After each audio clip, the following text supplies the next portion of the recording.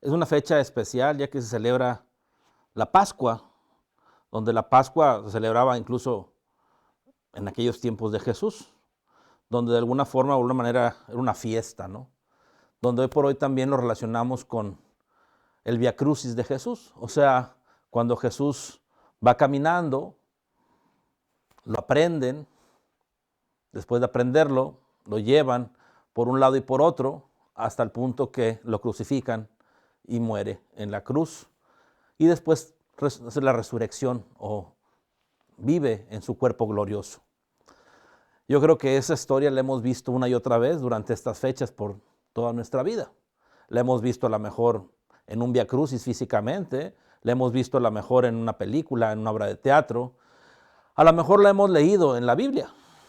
Y pues lógicamente el que estas fechas se celebre eso nos hace también que nosotros volteemos a ver y hablemos un poco de ello. Entonces yo creo que en toda la historia de Jesús, en todo lo que Jesús vivió, uno de los puntos culminantes o muy importante de estas fechas, del Vía Crucis y de la conclusión o situación en la cual vivió, yo creo que la resurrección es el punto más importante de poner nuestra atención. Ahora, todo lo que vamos a ver y todo lo que vamos a compartir no tiene una connotación religiosa, tiene una connotación simplemente entendiendo la situación, la condición, el contexto en el que se llevó a cabo esta historia. ¿Por qué no tiene una connotación religiosa? Bueno, porque respetamos las religiones de cada quien, las creencias, la cultura de cada quien. Por lo tanto, el darle una connotación religiosa sería poner solo un punto de vista. Y no es la idea. La idea es respetar el punto de vista de cada persona y poder tener un poquito de mayor luz en el entendimiento de la historia que vivió Jesús.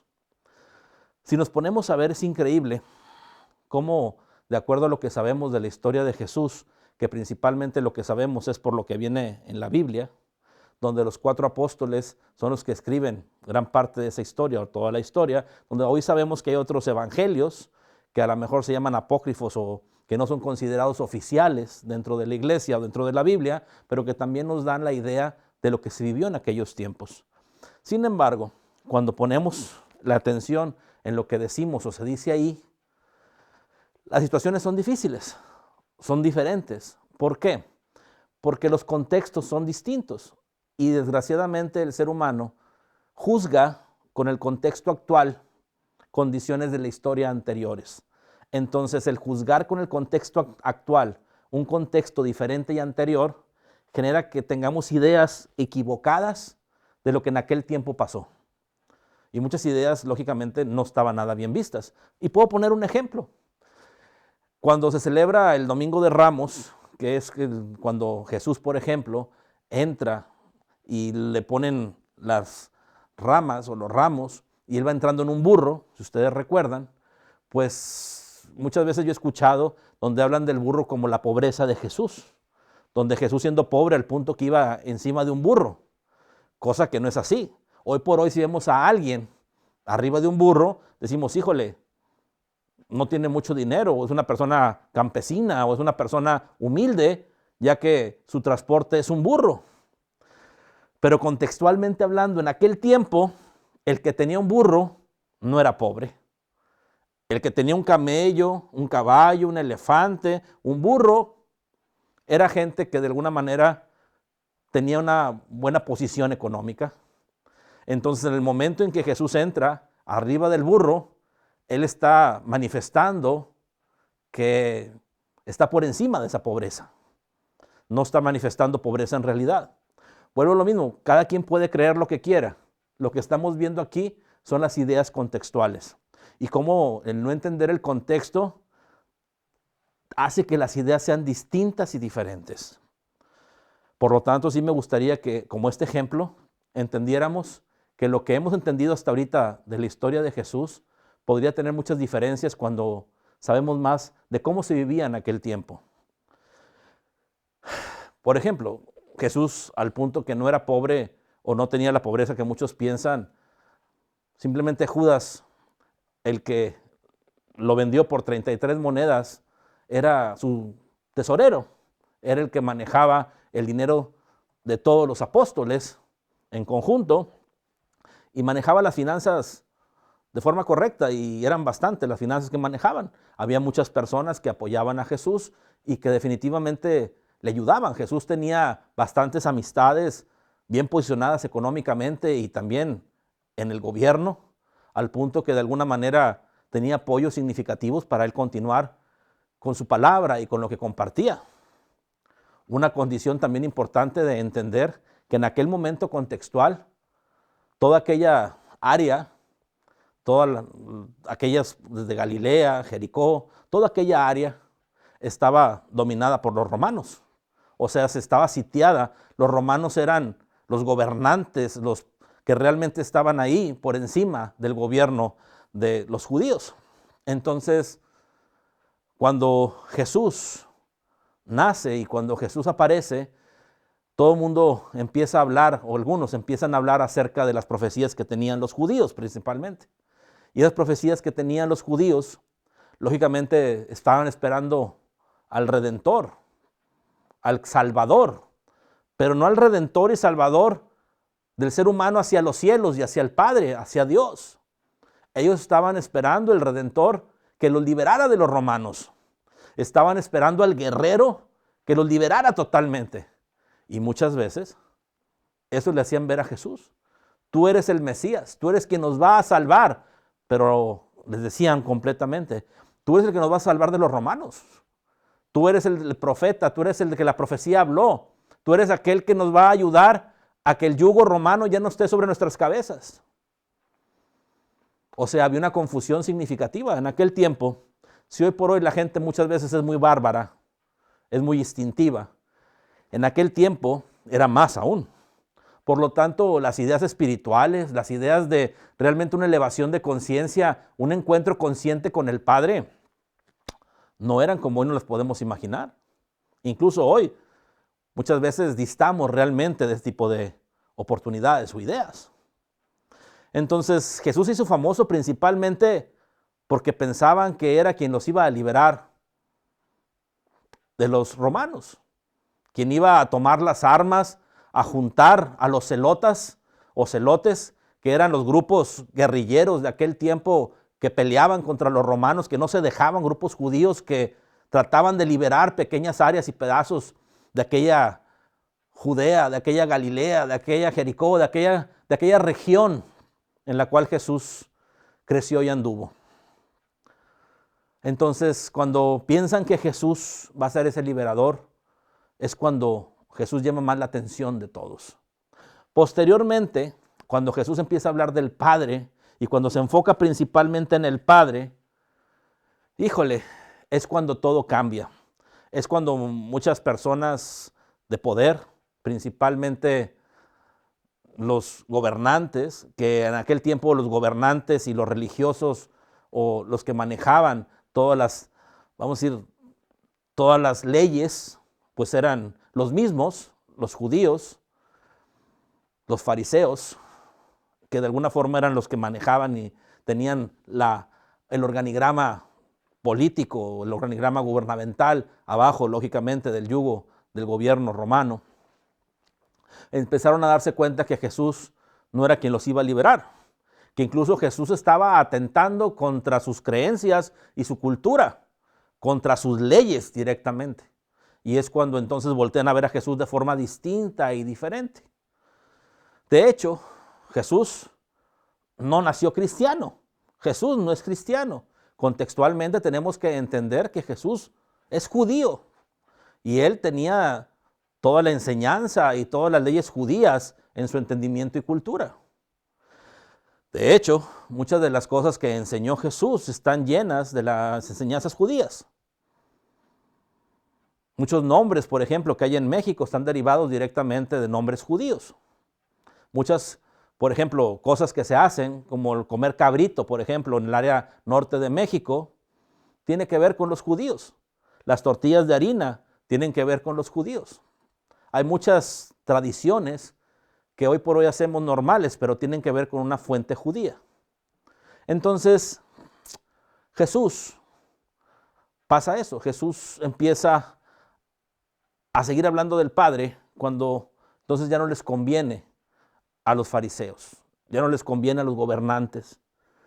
Y es cuando le dicen a Roma, este es el que el pueblo dice que se va a levantar contra ti. O sea, no le dicen a Roma que es quien va o habla del Padre o quien quiere llevar la espiritualidad. No. Ellos, los fariseos, van y entregan a Jesús con los romanos, diciéndoles que principalmente él está siendo un celota o un celote, o que es un jefe celota o celote, donde los romanos, muchos de ellos conocían a Jesús. De hecho, algunos de ellos habían sido sanados por Jesús, al punto que entonces sabían que Jesús no era ese guerrillero, que Jesús no era ese celote. Y le dijeron por eso, yo no veo culpa en este hombre, yo no veo delito que perseguir en este hombre, porque lo conozco o lo conocen. Entonces no querían dañar a Jesús, no querían crucificar a Jesús los romanos. De hecho, la esposa de Poncio Pilato abogó por Jesús y le dijo, por favor no le hagas daño a este hombre, fue quien nos ayudó, quien nos salvó, quien me salvó la vida. Sin embargo, dijo, ¿qué puedo hacer? Ya Poncio Pilato tenía muchos problemas con el gobierno principal, con el César, y si tenía un alboroto más en esa área, podría perder su puesto. Lo iban a mover o lo iban a quitar del área en el cual estaba él, y podría ser algo difícil para él. Por lo tanto, no pudo hacer mucho más que decir, ¿a quién quieren que les entregue? ¿A Jesús o a este señor? Donde este señor supuestamente era un ladrón, donde no era un ladrón, era un celota. O sea, ese sí era un guerrillero. Era una persona que luchaba y peleaba contra los romanos. De hecho, lo habían apresado principalmente porque había atentado en un encuentro contra los romanos, no porque lo encontraron robando. Entonces no era un ratero, no era un ladrón, era una persona que peleaba a favor de los judíos en contra de los romanos. Y aún así, sabiendo Poncio Pilato que era mejor soltar a Jesús, no lo pudo hacer. Hizo lo que la tradición decía y lo que el pueblo pedía, donde cuando el pueblo pidió que soltaran a Barrabás, era porque los fariseos habían corrompido a la gente que estaba ahí, llevándoles algo de dinero para que gritaran que soltaran a Barrabás en vez de Jesús. De hecho, muchos no reconocieron a Jesús, ya que Jesús ya estaba muy maltratado, estaba tapado de la cara. Entonces, muchos de los que estaban ahí, que pudieron haber dicho, es Jesús de Nazaret, es el que conocemos, es el que nos trae la palabra del Padre, no lo reconocieron. De hecho, no eran tantas personas, eran a mucho 50, 60 personas, era muy temprano en la mañana. Y al ser tan temprano en la mañana, pues muchos estaban todavía en sus quehaceres, en sus lugares o dormidos. Entonces, no había tanta gente más que los fariseos habían incitado a ir y ya corrompidos con algo de dinero para que dijeran lo que ellos esperaban o querían.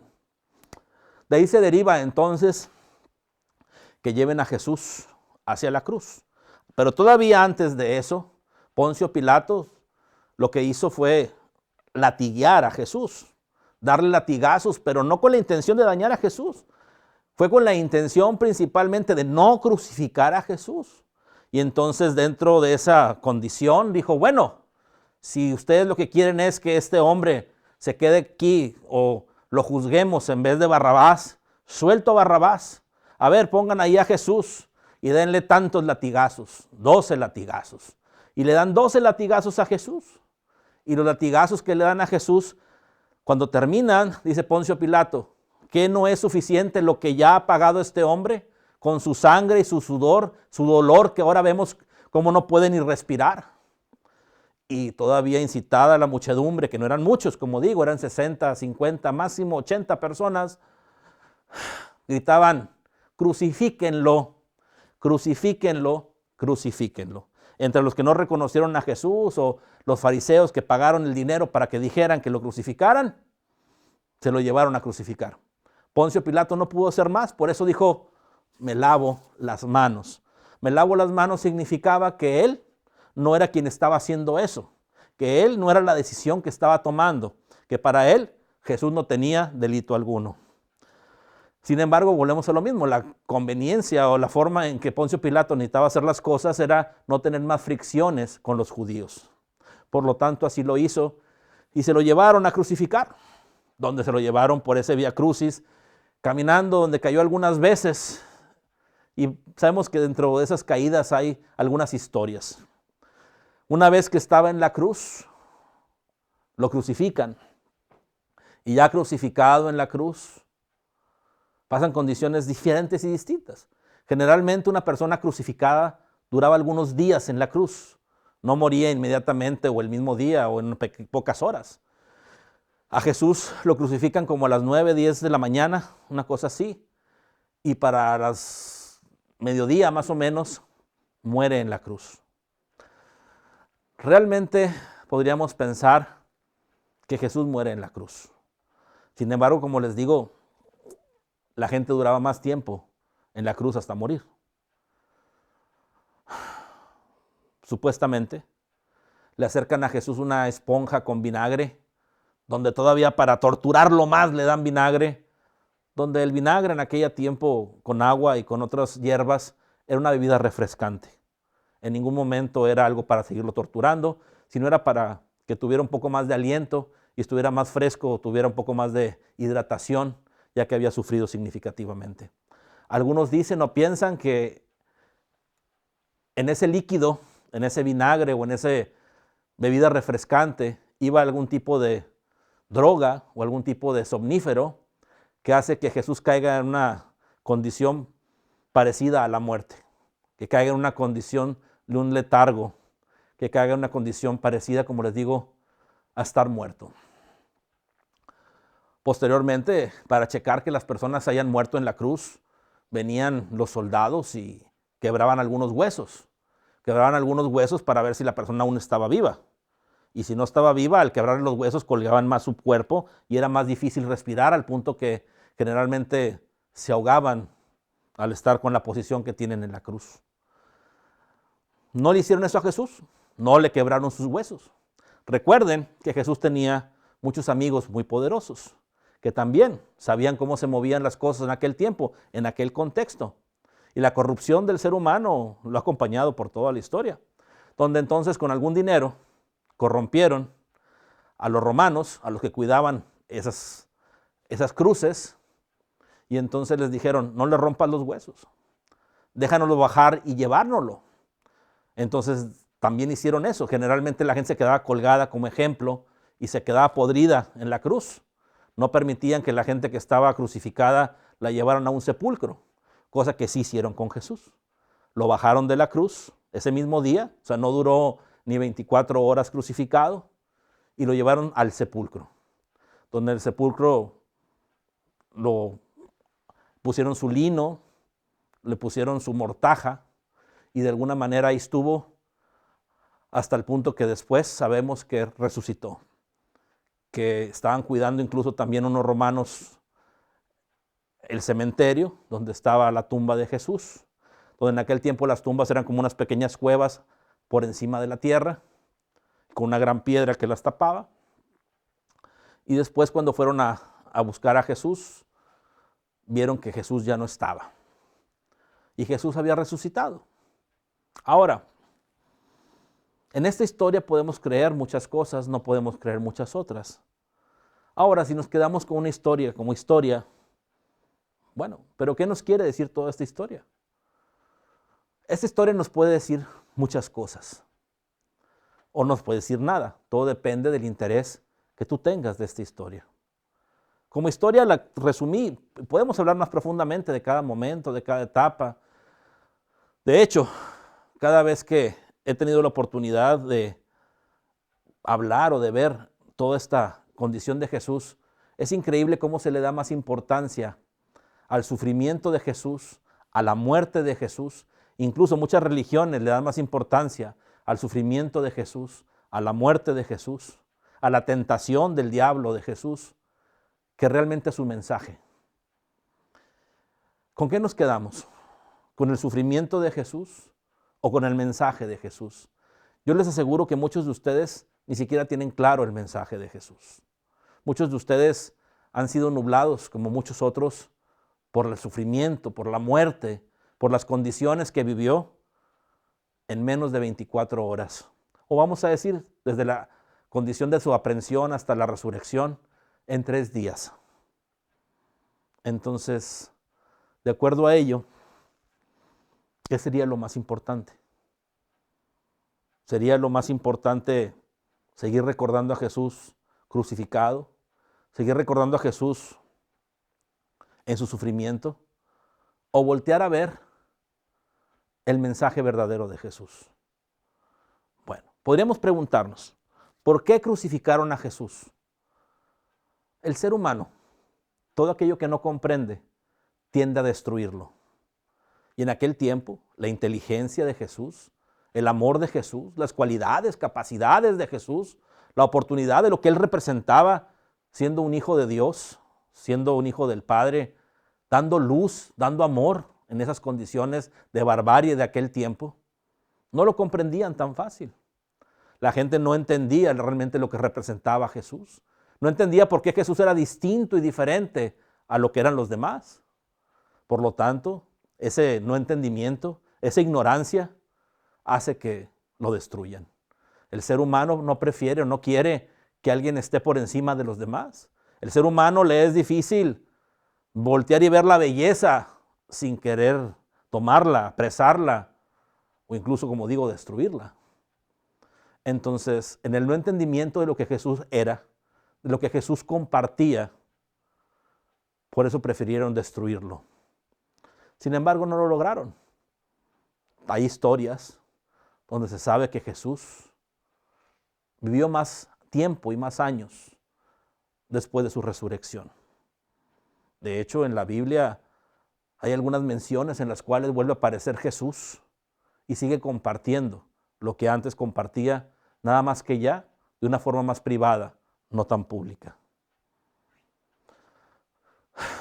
Ahora, si nos vamos con los mensajes más allá de lo físico, ¿quién era Jesús? Jesús nació siendo un hombre como cualquier otro, un hombre de carne y hueso, un hombre que comía, bebía, porque si no moría, un hombre que caminaba, no que volaba, un hombre de carne y hueso, pero un hombre especial, no en su carne, no en sus huesos, un hombre especial en su conciencia, un hombre preparado para llevar a la humanidad lo que aquellos necesitaban en aquel momento, llevarles una luz, un entendimiento, una mayor conciencia, un despertar que nos ha llevado hasta el momento que hoy vivimos, una evolución de la conciencia del ser humano, donde entonces Jesús representaba eso, representaba la oportunidad, modelo del ser humano perfecto, del ser humano en todas sus capacidades y cualidades, en su existencia plena de amor, pero solo era una potencialidad hasta ese momento, porque seguía siendo solo un hombre. Posteriormente, en el momento en el que Jesús va hacia la cruz, el que esté crucificado representa la cruz, los 4 elementos. Los 4 elementos que representan la materia: el aire, el agua, el fuego, la tierra, y representan la materia. Entonces, al estar crucificado Jesús, que representaba la conciencia y el amor, significaba que el ser humano estaba atrapado en la materia, que el ser humano no tenía mayor capacidad más que percibir la materia misma, y entonces estaba supeditada la conciencia a la materia. Era como si la conciencia estuviera atrapada, encofrada en lo más denso. Pero en el momento en que la materia muere en la cruz y lo bajan de la cruz y sale la resurrección, es cuando entonces la conciencia prevalece. Es cuando Jesús se convierte en Cristo. Y Cristo es el ser humano con todas sus capacidades. Cristo es el ser humano con todas las oportunidades, con todo aquello que al 100% puede ejercer en este mundo. Entonces, eso nos dice principalmente Jesús crucificado. Nos dice cómo estar atrapados en la materia es sufrir. Estar atrapados en la materia es batallar. Estar atrapados en la materia es enfermarse, envejecer, vivir carencias. Pero cuando vas más allá de la materia, cuando tu conciencia prevalece a la materia, en tu cuerpo crístico, nada te puede dañar. En tu cuerpo crístico la carencia no existe. En tu cuerpo crístico el amor es lo que prevalece. En tu cuerpo crístico es la forma correcta de vivir. Y por eso Jesús nos dice que es el camino. Es el camino a seguir donde tienes que morir en la materia para hacer la resurrección en tu cuerpo crístico. Morir en la materia no significa que mueras físicamente de morir. Morir en la materia significa que la forma en que vives actualmente, dándole mayor importancia a lo material, a la materia, no sea la forma en la que ya vives, sino que despiertes a ello y que el yo soy, la personalidad, no sea lo que prevalezca en ti. El solo ser, el solo soy, sea la forma y la manera en la cual desde ahí vivas, desde ahí proyectes tu conciencia y tengas tu experiencia. ¿Sí? Yo creo que el mensaje de Cristo queda muy claro. Muramos a la materia. Hagamos que los 4 elementos no nos aprisionen, no nos encofren, no nos limiten. Y vivamos en el cuerpo crístico en la mejor oportunidad de vida. Yo creo que ese mensaje es importante de entender. Y no menos el mensaje que estuvo repitiendo durante toda su enseñanza. Amaos los unos a los otros, porque los unos y los otros sois el mismo, sois Dios. No hay diferencia entre uno y otro, porque sois el mismo ser. Sois Dios experimentándose a sí mismo. Has vivido nublado, has vivido una ilusión, pensando y creyendo que eres la limitación de tu cuerpo, que eres hasta donde tu piel llega, pero no es así. Hoy despierta a la verdad y vive de acuerdo a la verdad. Realmente solo hay uno, y ese uno es Dios. La diversidad solo es una condición aparente. La diversidad solo es una percepción. En realidad, solo somos uno. Amaos los unos a los otros, respetaos los unos a los otros, ayúdense los unos a los otros, porque sois el mismo. Lo que le pasa a uno le pasa a todos, para bien o para mal. No puede ser de otra forma u otra manera, ya que sería como si pensaras y creyeras que el lastimarte un dedo de tu mano no dañaría tu mano. Si te lastimas el dedo de tu mano, lastimas tu cuerpo por completo. Es igual. No somos distintos unos de otros. Lo que le pasa a uno nos pasa a todos, ya que sería igual que ese dedo que se lastimó, dañando el cuerpo por completo. Deja la ignorancia, deja de ser ciego, deja de ser necio y vive la verdad. Amaos los unos a los otros, respetaos los unos a los otros. Entregarse al amor, ya que el amor es la verdad. Solo somos uno y ese uno es Dios, no ninguno de nosotros. Si damos un paso atrás de nuestra personalidad, podemos encontrar la verdad. La carne solo es una proyección de la verdad. La carne solo es nuestro vehículo de experiencia, pero no es lo que realmente somos. Somos mucho más que eso. La carne os limita significativamente. Los llena de carencia, el hambre, el cansancio, el sudor, el esfuerzo, pertenece a la carne. Pero el amor, la libertad, la plenitud, la abundancia, pertenece al ser, pertenece al Padre, es de Dios. Vivamos entonces la vida de Dios y dejemos de vivir la vida de cada uno. Solo somos uno. Amaos los unos a los otros, porque solo somos uno. Solo es Dios quien vive. Vivamos la verdad. Y ese es el mensaje de Jesús, que compartió una y otra vez. Sin embargo,